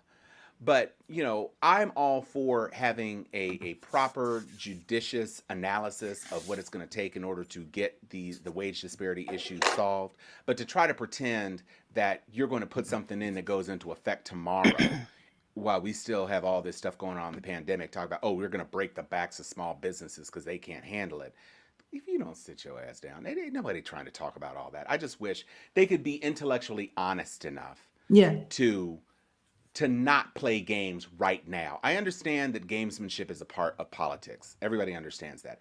I just wish folks could just take a breath and just stop all of the lies all of the time, just for the sake of the fact that there's a razor thin majority, and there's some things you're probably going to be able to kick down the street a little bit until 2022, or until later in 2021 when the election cycle for 2022 starts in earnest. But it's just a part of the political process that disgusts me. It's certainly why a couple of GOP folks have decided that they're just not going to run again, because you can't get anything done in this environment. You just absolutely can't get anything done. that, I believe, brings to a close our headlines for this week. So thank you for all of your responses. We're going to segue into something that is a little bit lighter as we head into the last few segments of the program. And this is our pop culture segment. I'm going to take the lead on this one because this is something that filled my heart with joy. I have said for a while now that with the Chadwick Boseman tragedy, and Feige's hesitance to recast the role, that a much smarter way to do it, as opposed to barreling full on into Black Panther 2, is to develop a Disney Plus series about the world of Wakanda, where you could talk about all these amazing women in Wakanda. You could shine the spotlight on Shuri, on Nakia, on Okoye, on Ayo. In addition to all the other folks that make Wakanda great. You've got Ruth Carter's costuming skill, all of that. So many things to exploit. Winston Duke, all of these things that can happen. And it is happening. They are developing a World of Wakanda Disney Plus series, which is perfect for me. You can put a pause on Black Panther 2, stop it, go on ahead and get some of these episodes out, because y'all, WandaVision is cracking, and I can't wait to see World of Wakanda. So I'm going to ask my fellow Black Panther fans on the panel, Sharon, how do you feel about using this as a layover to the introduction of a new T'Challa Black Panther instead of some of the other options that are being weighed? I love it. I can't wait for my son to get deeply invested in the series. I know that's right. I see everything through his eyes when it comes to stuff like that. So I think that'll just be a nice segment to add to his repertoire. Now, Joy, you're my usual go-to on all things related to dudes in movies, and you just threw up the comment about Winston Duke. How do you feel about Winston Duke maybe getting his M'Baku on television? I'm gonna quote one of my favorite tweets. M'Baku could blow my M'Bak out, but I'm interested to see what they do with that show. This is not tea, but I really want everyone to know I'm excited for it. Oh. I'm excited for it. I would like to see instead of doing the whole like recast T'Challa thing, I would like to see them do like a mini series on the world of Wakanda, of what everybody else was doing and how they dealt with, people disappearing and coming back after the snap. Now that T'Challa's gone, does M'Baku try to step up and become the next leader? If they can figure out how to work out bringing Killmonger back, because I love me some Michael B. Jordan too. Just sneak that in before Black Panther 2. I'm here for it, and I would love to have them continue to develop their world. And if they continue to shoot it in Atlanta, please believe I'm gonna be in the back with some, just somewhere in the back with a little rap in my head or something. I'm gonna be in the movie. I'm gonna be in that movie. Watch. Are you going to be a member of the Bada tribe? No, not the Border Tribe, because they were some suckers. I don't get down with it. Every time Daniel Kaluuya was in the movie, he be making bad decisions. I can't mess with the Border Tribe. Queen and Slim, Get Out. Bro, just be wrong all the Straight time. losing, taking L's poorly. Yeah. You have chosen poorly. Right. Wait, happy birthday! This is your birthday? My birthday is on Sunday. Super Bowl Sunday is my birthday. Oh, okay. Yeah. I was about to say, audience, you got me screwed up because I knew my Facebook notifications would have been on point on that one. So happy birthday, Joy. Happy early birthday, Joy. Early birthday. Chuck, are you going to weigh in on World of Wakanda? Yeah, man. I am a big fan of the concept of these types of segments. I have seen where Disney has done a great job in the Star Wars universe with The Mandalorian. For years, I'd always heard George Lucas talking about how he could do so many things on TV. And I couldn't conceptualize it 2 decades ago when he was talking about it, because we all grew up like TV is TV, but big budget films are big budget films. And I never could quite grasp the concept of seeing Star Wars on a small screen on a week-to-week type basis. I just couldn't, because of all the special effects and bells and whistles. And now we see it's getting done. And yeah, so I think that it's going to be wonderful to be able to enter the world of Wakanda on a week basis too. I'm looking forward to it. Now, Sharon is going to bring us our next pop culture topic, and this is a throwback for all of us that are on screen right now, including the brother. Thank you. You And got most the of our prep viewers. going. I got the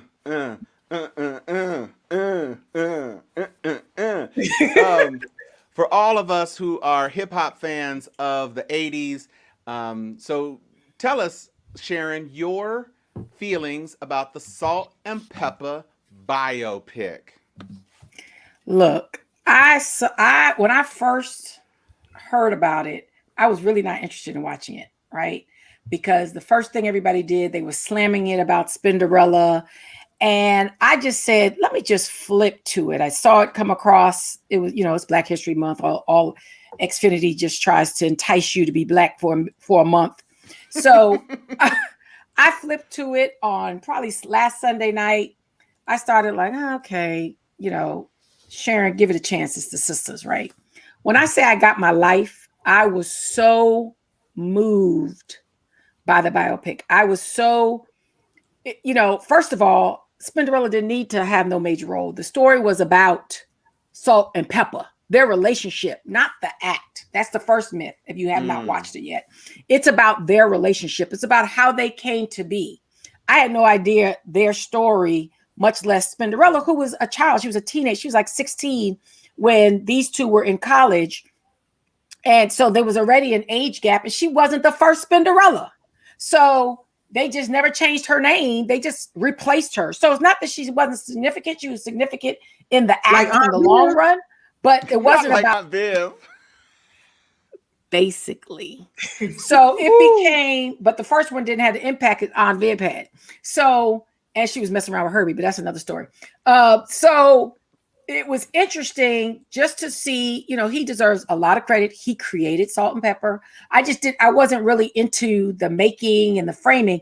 I fell in love. I mean, I kept rewinding it. I want to see different aspects of it, but the little innocent things, and I'm not taking away because you just got to watch it, on where all of them started off in their career, how they were all, young queens, co-eds, how they all were working, what a lot of us did in college and in high school, telemarketing. And the fact that Kid and Play, Martin Lawrence, Salt and Pepper, all of them literally grew up together as young adults.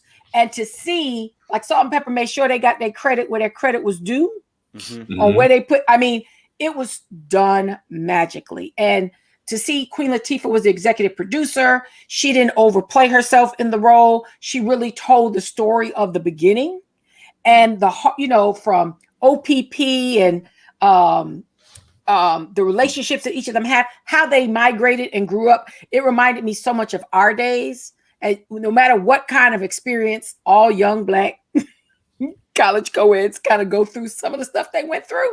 And then the emergence of stardom at that early age. Of course, the woman power was throughout, but it was very responsibly told, especially their international tours, the things they were missing, how they were moms. They became moms as superstars, and how they were recording with their children on their hip. And just the stories that all we see is the glitz and glamour now, but that was our generation. That was our coming of age. And it was, again, Stacey, it wasn't about the group. I hope you watch it. It was about their relationship as two Black women migrating to stardom, but it really was not as much about the group. It was about the relationship of Salt and Pepper, not the group Salt and Pepper, but the relationship of those two all the way to the end. And, Spinderella was always represented when they acted, when they were actually showing the group, but the story was about a friendship and the evolution of a friendship and the relationship the two had in going through superstardom together. And I just wish that part of the story, with all the criticism, is the only reason I want to do it. Yes, fair criticism. You love your spin, good. But it's a shame that more people are not talking about the quality of the conversation, the quality of the movie, the storytelling of the movie about a relationship of two women emerging differently, but finding the harmony as a pair. Well, I'm going to say Stacey said that Spinderella made the group. I'm going to push all the way back on that. Yeah, because I I totally certainly don't agree with wasn't that. bopping to her cuts. It was the raps that got me. I mean, them sisters was doing the damn thing. And one of the things that I saw that was a piece of criticism, the colorism conversation kind of got into it, as though Peppa was like some really, really dark sister. I don't Right. ever recall that. When I first saw like album covers, and I don't know if this was photoshopping and them lightening her or whatever, I was like, which one is which now? Because they both pretty salty to me. I don't see how like one is supposed to be like the super dark one. It was more like Salt No, and when Lowry's. you to definitely me. need to watch it. You definitely, because Peppa's name was true to form in this Back in film. the day. Okay, well I will In this watch story, it. it was Oh, like, okay. again, I wasn't that type of groupie where I really cared about the individual story. I just liked the music, Right. and I became a groupie last Okay. weekend. Now- Watching it, just really appreciating, the struggle. Okay. So I have a question because I haven't seen it, and I would like, just this clarification on this one thing before I watch it. Did they get some light-skinned pudgy dude to play LL Cool J? A light-skinned pudgy dude? I don't know. No, Nobody he I called wasn't didn't get to pudgy. see it yet. He wasn't pudgy. Oh, okay. There wasn't nothing pudgy about the person who played him. Okay. My husband's in the chat, so I can't break loose like Joy. There was a can't give meme you the going full around that joy showed a guy on. that looked nothing like LL Cool J, and they were saying that he was cast in the role, and I was like, if that's it, then it's feeling very DeBarge story-ish to me, and so I skipped Not it. No, DeBarge. he really had no significant role Oh, Okay. okay. in Well, the that's good. film. I'm glad to hear that you enjoyed it so much, Sharon. Our frat brother Chuck Abdul Williams wrote it. He Okay. also Okay. he's kind of really coming to his own. He wrote the Bobby Brown one. He wrote the New Edition one. So he's like Captain Biopic right now for the hip hop, the Hey, 80s that's into tough. the 90s. That's what's up there. Yeah, I he like keeps that. knocking them out. So that's really good to know. And I will make a point of watching it this week when I get a break, because I'm definitely looking forward to Yeah, I it. want a part 2 to this next week when all 3 of y'all watch it. Oh, watch Okay. it. Okay, we'll definitely pick it up. We'll I pick it want up. y'all to be able to say, Sharon, I don't agree with anything you said, or Sharon, you were spot on. So, Okay. audience, tell us in the chat whether or not you want to hear us talk about that Wendy Williams foolishness. Because Please don't make me watch that. Please don't ask Please them that, because no. I tried. I was like on a roll, and I was like, oh, hell to the no. I never asked. I got through 4 minutes and was oh, like, wow, hell it was to the that no. bad. Well, I guess Audience is that I ain't never asked y'all for nothing. I'm asking you not to make me watch that. Please. Please I don't. was trying to be nice, Wendy. I'm sorry. The people do not want to watch you. That brings us to our gangsters of the week. Sharon, do you want to kick off this I don't want to segment? go first. Okay, no, so let's stop calling talk on about me for a Chuck. change. Chuck, how about you? You want to Yeah, go I'll first? go ahead and kick it off because I know we're coming up on time. My gangster of the week is Senator Ben Sass. I had been calling him Sassy by mistake. I'm glad Tom corrected me on the pronunciation, but he definitely sassed, like the old folks used to say, the Republican wing that is the Trump-publican. So, yeah, kudos to Ben Sass. If you have not had a chance to listen to his short video, I think it was about close to a 5-minute video, where he talks about how the Republican Party in Nebraska has tried to censor him for a second time. It's must-see video. He really pushes back in a very strong way, and I appreciate that. So he's my gangster for the week. Mhm. All right, since I think Sharon probably should close this one this week. So I'm gonna pull up my gangster because it speaks to something that we touched on earlier in the show, and that's the impeachment. So my gangster of the week is House impeachment manager Jamie Raskin. And this is because Trump has these 2 new guys that are on his legal team. And it appears that their entire legal strategy is he can't be impeached. This is or he can't be tried. This is unconstitutional. He's no longer in office. And when I tell you Jamie Raskin sent like a 48 page. I'm sending you a 48-page letter. And I sealed it with a diss because he said, first of all, the Constitution was not written in a vacuum. It comes from common law in England. And common law in England established that you can definitely impeach somebody after they've already left office. Second of all, it is an expansion of the existing impeachment practices in states in the United States, because they knew that somebody shouldn't just be able to scamper out of office and then there be no consequence. And there are historical precedents of people being impeached and tried after they left office. Third of all, he was impeached while he was in office. So it's not like all of this started once he left. The Democrats impeached him before his term was over, and the second half of the impeachment proceedings is a Senate trial. So it got started. He went out of office because Mitch would not call the Senate back in session to start the trial. Let's be clear. And so now the trial is coming. So it is not unconstitutional at all. There is dramatic historical precedence for it. And what you need to know is that you're posturing about him being out of office, and so it's an unconstitutional exercise, doesn't hold any water, and here is why. Rachel Maddow brought up an interesting wrinkle to this argument as well, which is apparently President Trump does not allow himself to be referred to in his person as the former president. Oh. All of the legal correspondence that his team is putting out refer to him as the 45th president of the United States. Not former president, not private citizen. Donald Trump is still using stationery with the presidential seal on it. And apparently, since Sharon, that's exactly right, Sharon Campbell Waters, the feeling is, at least the one that Rachel Maddow is putting out, is that he believes that his case, part of his case's strength is that the factual truth of his assertions that he won the election are a basis of argument, despite the fact that a new man has assumed the powers of the presidency, and he is not president. So oh, wow. The Sharpies always bring it to a point. I have to agree. I don't know if it's possible to make a space with my fingers small enough to adequately express. You need atomic lasers. Yeah. Oh, Atomic Jewish space lasers. Jewish space lasers to make it small enough in order to measure that. But that is why this man is my gangster of the week, for letting them fools know.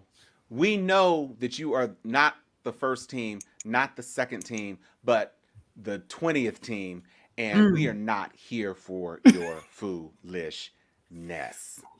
We're just not here for it. No. We just not here for it. Damn. So, my gangster of the week is, if you could put a picture up, my gangster of the week is Roz Brewer, because once again, she is coming out on top, this time with Walgreens. It's reached the point where if your company has not hired Roz Brewer for one reason or another, you're probably doing life wrong. And not only was she now CEO of Walgreens, or incoming CEO of Walgreens, she's getting like I think a 25 million, or 20 or 20.1. It's a whole lot of money as a signing bonus over, I think it's split out over 3 years, et cetera. And so I know her, I've met her. She was my mentor when I was at Kimberly-Clark. Wow. Me and my business partner were like, oh my God, like we saw her a couple of years ago at a local event when she was getting an award. We were fangirling over her like, Roz, we're so proud of you. I was so excited that she remembered my name. Anyway, I love what she's doing. And I love that she continues to prove to people, one, HBCUs produce excellence, because she's a Spelman College grad, in addition to other degrees, but that's the one I'm gonna talk about. And on top of that, she shows you, all of this idea, well, we just can't find any qualified candidates. Why not? She's not only is she doing it, she's been doing it. And she's been capable of doing it since I met her in 1990. In 2001 is when I met her. So miss me with that BS about there not being anyone eligible, because she's showing you time and again, I can do it here, I can do it there, I can do it on a boat, I can do it in a moat, I can do it on a plane, I can do it on a train, because I'm Roz effing Brewer. You know, so anyway, she's my gangster and I love her. Amen. What?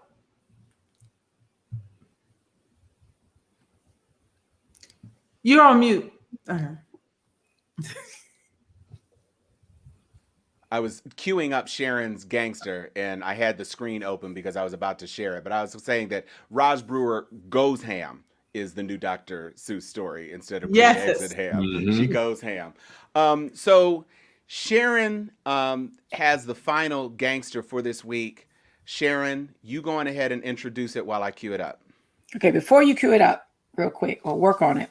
Joy, no one can say that we discriminate sororally, since I'm following up with my gangster week being another woman of AKA Alpha Kappa Alpha. But I'm just so proud of this sister. I'm speechless. Some people will be sensitive about this, but I just felt it was so timely and so appropriate at this juncture with this transition of the administration for this brother to get rid. So my gangster of the week is none other than Miss Sunny Hostin. Let it trust you anymore.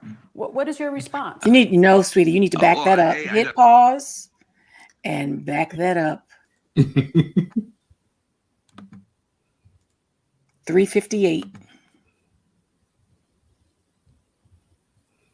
There you go. You do spend a lot of time, threading the middle and trying to unite people. But there are those who really accuse you of being a political opportunist, a chameleon, so to speak, who provided racial cover for former disgraced, twice impeached President Trump. You said this, and I quote, Donald Trump, and I get beat up by liberals every time I say this, but I'm going to keep saying it. He has done good stuff for the Black community, opportunity zone stuff, Black college stuff. There's a side to Donald Trump that I think he does not get enough credit for. Yet, just recently, you cried on CNN when Joe Biden was elected the 46th president, and you said, it's easier to be a parent now. Character matters now. Truth matters. You even mentioned George Floyd and said a lot of people felt they couldn't breathe. People in the Black community don't trust you anymore. What is your response? Well, I don't think that's true. The entire quote I said was that Trump has done a lot of good stuff he doesn't get credit for. And then I went on to say the reason I didn't get credit for it is because he's done all this horrific stuff, said all this horrific stuff, and it completely erases what he's done. But what happens is social media will take the clip, but they won't show the full context. And so what I will say is this. My entire life has been about bringing people together to solve tough problems for people at the very bottom who don't have anything. I've spent 25 years fighting against the prison system. I have helped to close 5 abusive prisons. And by working with Republicans at the local, state, and federal level, and yes, including the Trump administration, I have helped to pass 18 bipartisan bills. We got 14,000. Okay. Look. I'm going to let him. Yeah, go ahead, Sharon. He could babble on all he wants. I almost want you to replay her segment. I mean, when I say she was like, okay, mofo, you thought I was going to come nice on you? And each of them, she was like, don't you know nobody like you? No Black people. I mean, I was like, Sonny, what are you doing? You're busted, disgusted, and couldn't be trusted. Nobody likes you, and you're not invited to the cookout. How do you feel about that? Like, it was great. How do you feel about being a stepping fetcher and now all of a sudden crying crocodile tears for your children? Yeah. I mean, she left nothing unsaid. I felt like so much release, as much shade as I throw on him, and people always try to come for me. And I'm like, look, we done had enough Tomases that have shaded us, and I'm just not interested in tap dancing with this boy. And she took care of it. She took care of all 8 years of my disgust with him. Mm-hmm. I'm just trying to figure out how someone gathered the edges of someone who is bald. That's what because I was looking at him and you could tell he was trying to like when you're on your bicycle and you're going down the hill and you can just like pedal backwards just because you aren't pushing forward. And so that was the whole he was Bobby McFerrin scat singing for the first 2 seconds of his thing. It was amazing how he didn't see it coming. I'm not used to The View cutting like that. Sonny was like, fuck it. I'm about to cut him. Yeah, Sonny. You on my show. I'm about to cut you. Yeah, Sonny was not there to play. Well, that's almost a y'all, frankly, because when you get a read that's going like that. And the other thing, shout out to all the AKAs, because it was this. And by the way, you say that Donald Trump has done a lot of good things, like for HBCUs and whatnot. But you know that black people hate you, right? How would you respond to that? That every person with melanin thinks you're an absolute idiot. Go ahead. You can start now. I didn't say none of that. He wanted to cuss her out. I mean, let's just be real. I mean, there was no. He started trying to get a bravado. Yeah, he wanted to cuss. 33 bills. Yeah, 33 bills. Really? Yeah, he had that dumb look on his face while she was going. I could tell that he was thinking, you dirty rat. You already know. To grab you, girl. Yeah. Rat was not the dirty thing he was about to call. If they had been in the same studio, he'd have been waiting for her in the parking lot. Absolutely. He'd have got whooped, but he'd have been waiting for her. Oh, because Anna Navarro got one in too. So it was a Reed team. That it's not the View anymore. It's just the Reed. So, the Reed team. They got some ratings. They got some ratings on that one. Oh no, they did. They definitely did. All right, so that does bring us to our final segment of the show. It's a new segment called Y'all. And this is just our final word on the things that really caught our attention this week, things that are humorous, things that are scandalous, things that made us go like that. So who would like to kick off y'all for this week? If you got my video of the guy from Marjorie Taylor Greene's area, so I'm gonna kick it off. So, we've been talking about the splintering in the Republican Party. We've been talking about the QAnons and the Trump supporters and how they're all following and how Marjorie Taylor Greene could be the face of that party going forward, et cetera, et cetera. This guy has something different to say. Wait, hold on 1 second. I got to make sure. Right. He's from her district, and he wants everybody to know what he has to say. That's he does. Filibuster a little bit. And loud with it. Mm-hmm. Let me make sure he's unchecked. There we go. All right, here we go.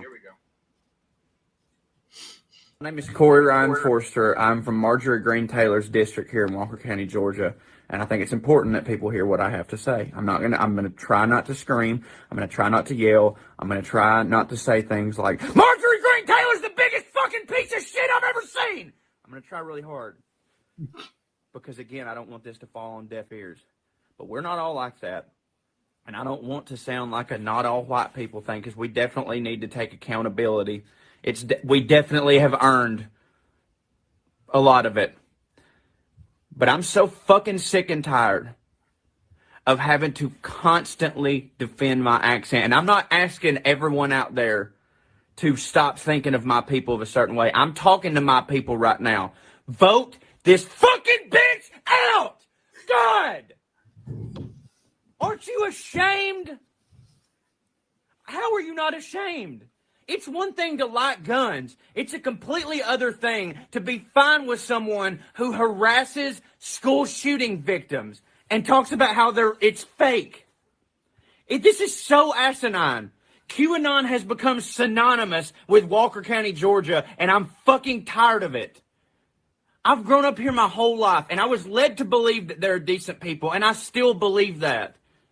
But until I start seeing a majority scream at this lady and talk about how she doesn't represent us, I don't believe it. And I'm so tired of it, man. I know I'm not the only one. I'm so fucking sick of people in the comment section saying, "Oh, you're a good one. You're one of the good ones, Corey." Do you know how fucking embarrassing that is? I'm talking to those of you who feel the same way as me but aren't saying anything because you don't want to upset your mom and dad. You don't want to upset your papa. You don't want to upset your friends. Maybe you don't want to get fired from your job. Now it's time to use that fucking white privilege, baby. We've got it in spades. I'll say whatever the fuck I want. Fuck her. Fuck QAnon. Fuck the radical right. Fuck all them. Well, I'm in a goddamn blue state now, and it's time we started fucking acting like it. Fuck her. It ain't all of us. God damn it. God. Now y'all wrong for that. We supposed to end with that. We supposed to end with that. What? Who's the producer of this show? We're supposed to end with. There ain't nothing else to say. Beep, beep. Hey, no. Joy, this is your assignment. Get me his name and number. I'm coming to Georgia to run his campaign. He needs to run against her. He needs to run against her. I can support him. I would vote for him. Yeah, me too. That's my kind of leader. I'm gonna play that all weekend long. Said in loop. Paw. And meanwhile, but he's absolutely right. You know, all cursing aside, although that was probably my favorite part, but he's absolutely right because there are a lot of people who are like, well, I don't get down with that. And they don't want to have that awkward Thanksgiving dinner table argument. They don't want to like knock on for Christmas. So they don't say anything, but it allows the other people who are just out here showing their whole ass to sound like they represent everyone. So yeah, yes, Anthony, I am here for all of it. No, I'm down for Stacy. That's gonna be my new morning alarm. No, I'm not joking. He needs to run against Marjorie. No, he could run. He could win. He made it very clear. I'm one of them. Mm-hmm. Right. I'm real with it. He speak their language. Yes, he does. And he could sit her down and he could beat her. Because he's the opposite of what I was talking about. Those silent people that's just, he's like, wait, what? Why isn't there more outrage? Right. And aren't you ashamed? I love that part. Why are you not ashamed? And he called on them to use white privilege. Go on. And he made a great distinction. We building his campaign now. He made a great distinction. We said it's one thing to love guns.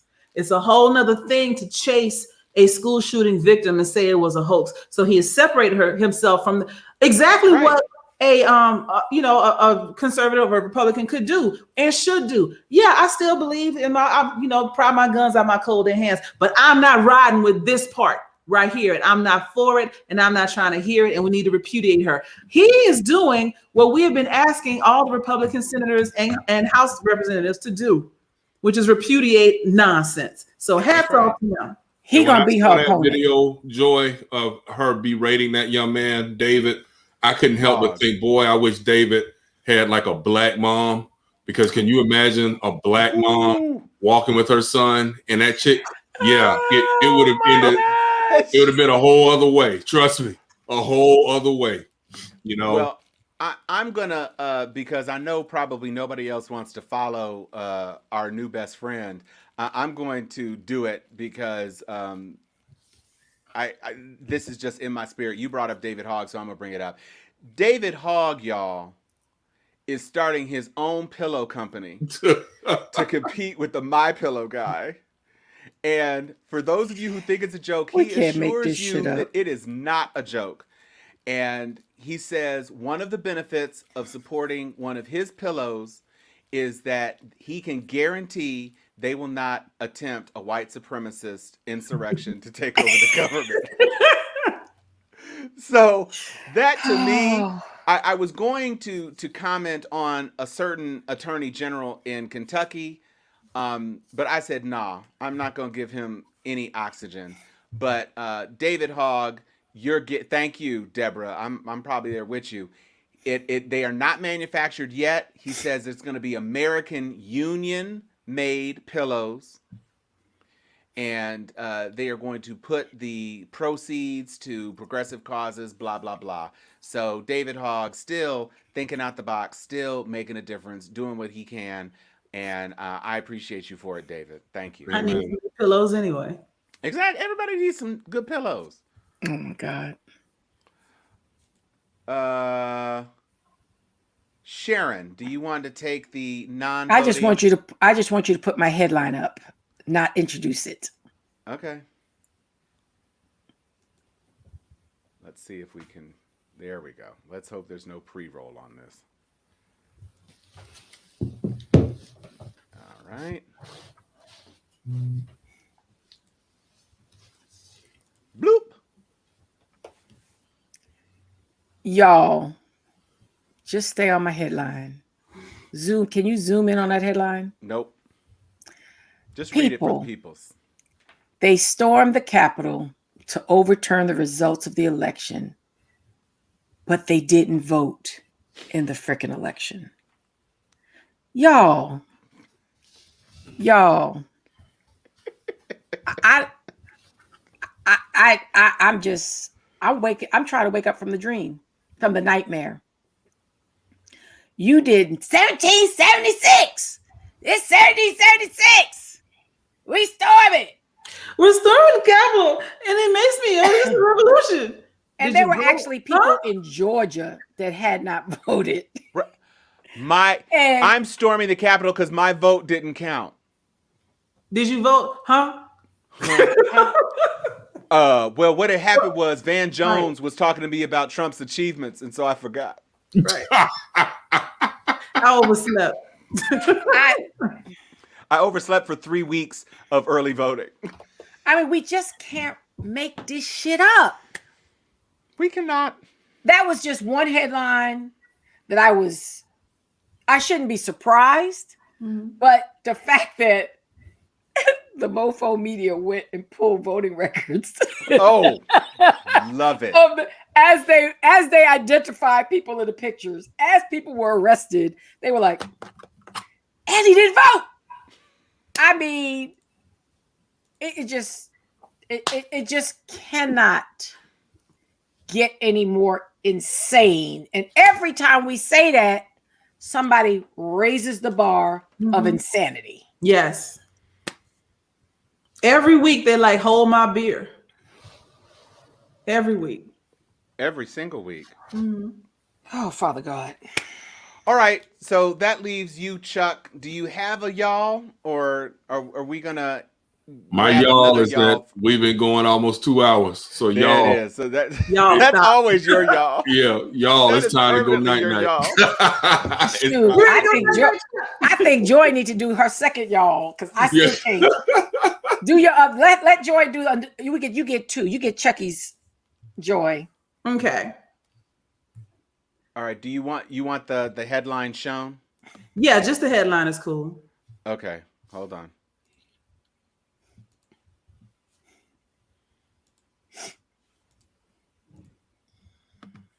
Oh, see, this is why. No worries. So, Capitol riot suspect asked court's permission to vacation in Mexico, and she got it. They were like, "Oh, you need to be on house arrest, or better yet, in prison without bail, but you want to go to Mexico on vacation? You know what? Sure, just be back by next Monday." Now, mind you, as this is happening, y'all remember Kyle Rittenhouse, the one who made bail on $200 million or $2 million bail, and he The made one it who because killed two people. Right. they don't know where he is right now. He's not in the United States. They can't find him. The address that was listed on all his stuff is gone. And I'm going to find it very interesting when these people who put up money for him realize their money is gone forever. And he done broke bail, and ain't nobody getting none of that back. I mean, he could be the next Trump scammer, as far as I could tell. He in Russia with that money. Knowing Knowing this, they have allowed another woman to take a vacation outside the country. How can you say she doesn't pose a threat or a flight risk when she's asking you, "Can I fly?" That's the craziest thing I ever heard. So the news flash, the news flash on the Kyle Rittenhouse situation is that the sheriffs who are responsible for keeping tabs of him were in on it. and told the family to move because of the death threats. And the lawyers the defense lawyers did not tell the prosecuting lawyers. And they coordinated with law enforcement. They were like, we know where he is. Even though the address, he was being moved to a safe house, even though that safe house address was known, they wouldn't even file it under seal. So the court officially does not know where the boy is.